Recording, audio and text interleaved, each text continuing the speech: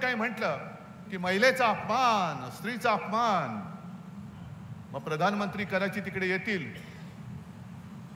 ते आले का त्यांना जाऊन विचारा की अहो प्रधानमंत्रीजी, तुमच्याच सभेत तुमचे तिथले पलीकडचे जे मुनगट्टीवार जे आमच्या तुम्ही मानगुट्टीवरती बसवलेत, त्यांनी जो बहीण भावाच्या नात्याचा उल्लेख केला, त्याच्यामध्ये कोणाचा अपमान झाला? बहीण भावाचं नातं हे पवित्र मानतो आम्ही.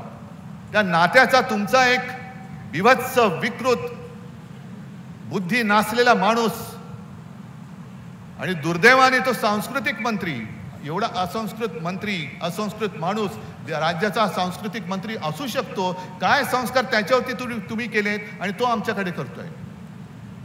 ज्यांना असं वाटतं की इकडे जरा काही बोललं की महिलेचा अपमान झाला, त्यांना सांगायचंय की पहिलं जाऊन त्या मुनगट्टीवरच्या मानगुट्टीवरती बसा आणि संपूर्ण देशातल्या महिलांची माफी तुम्ही मागा.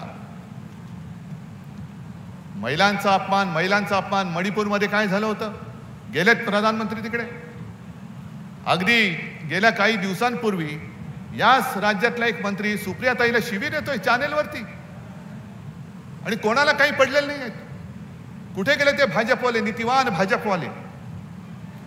तुमच्याकडनं आम्हाला हिंदुत्वाची शिकवणी लावण्याची गरज नाही आणि देशप्रेमाची तर तुम्ही बातच बोलू नका. तुमच्या रक्तामध्ये देशप्रेम आहे की नाही हेच आम्हाला तर शोधावं लागेल. पण तुम्ही 10 वर्ष देशाला लुटून टाकलं.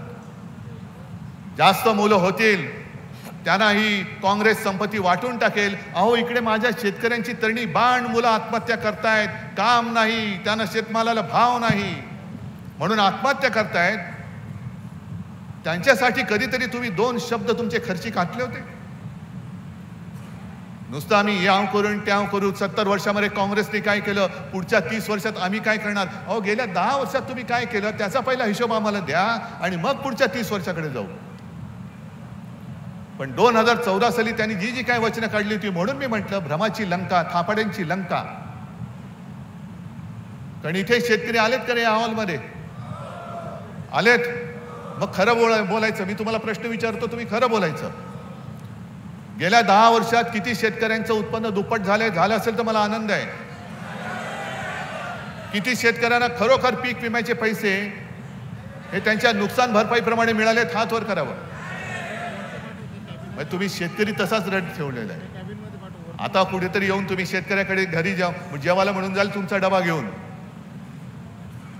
पण शेतकऱ्याची अश्रू पुसण्याची दानत तुमच्यामध्ये नाहीये.